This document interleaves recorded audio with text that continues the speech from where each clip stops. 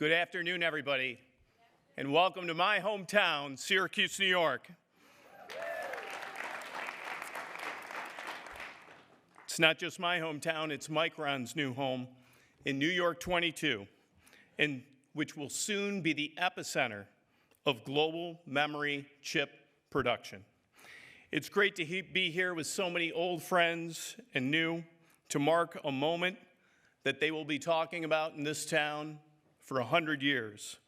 And I say that because it was more than 100 years ago that my grandfather, Patrick Mannion, emigrated from Ireland to the United States, fleeing an oppressive government and in search of his American dream. Like so many immigrants before him and after him, he faced bigotry. He was called a criminal. He was called a disease. He was told that he didn't belong. And it wasn't because of his last name or the color of his skin. It was because of the accent in his voice, his Irish brogue. But he believed in this country, his new country, and he believed in Syracuse in central New York. So he enlisted in the United States Army and fought in World War I. When he came back, he found work right here in Syracuse, New York at Franklin Automobile, one of the most technologically advanced vehicles of its time. An airplane engine in a car, an air-cooled engine. That job placed him squarely in a long tradition of innovation and manufacturing that defines this region.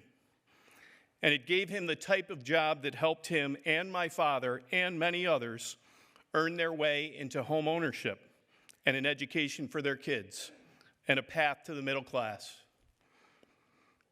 But then the Great Depression hit, partially due to unsound economic policy.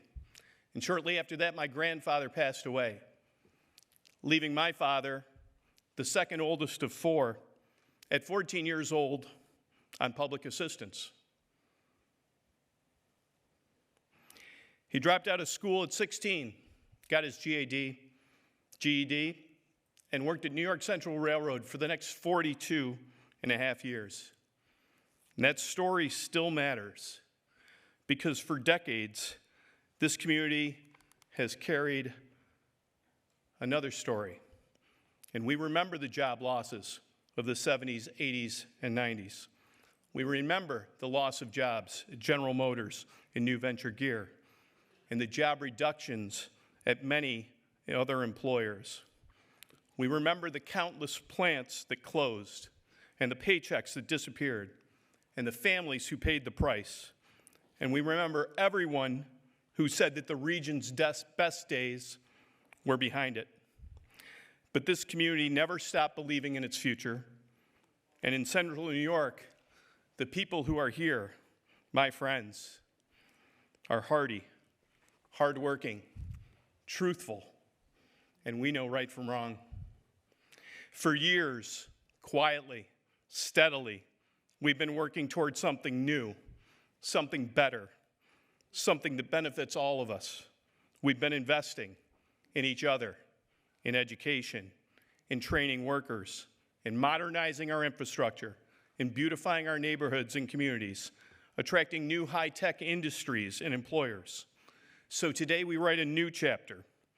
The construction of the fabs in Clay and the advanced manufacturing that will follow is part of a 21st century comeback story. And it will be an immigrant story too, just like it was 100 years ago. We are a welcoming place. We are kind people. We welcome people from all over the world here, and we celebrate their cultures and their contributions. And I can guarantee you that some of the people building the facility and some of the people running the tools that will be producing the most advanced memory chips in the world will be immigrants, refugees, people with temporary protected status, H-1B visas, and green card holders. Because just like Patrick Mannion, whose son was on government assistance and whose grandson got to teach at Christian Brothers Academy, Nottingham High School, West Genesee High School, and then got to serve in the New York State Senate, and now serves in the halls of Congress. That is what the American dream is all about. Patrick Mannion and Katie Spellman pursued their American dream. It is, after all, the most American dream of all. We can't wait to have the people around this world join us here in the place that we love, Central New York. History has a way of repeating itself, and we would be wise to remember what works and what does not. This moment took years of persistence and partnership. From the green chips legislation in the New York State Senate that I helped shepherd through and was proud to be the co-prime sponsor of that legislation, to record advancements in apprenticeships and workforce training that I secured through the state budget. I'm grateful to President Biden, Senator Schumer, Senator Gillibrand, Governor Hochul, County Executive McMahon, local leaders, members of the state legislature, this administration, and of course, Micron. That is what bipartisanship can do. It's an all-hands-on-deck form of leadership. That's what it's supposed to look like. And today, we're not just breaking ground on a facility, we're breaking ground on the future of this region that has been striving towards this moment for a very long time. I'm not a gambler, but I'm telling you, there's no better bet in the world than on the people of Syracuse, Central New York, and the Mohawk Valley.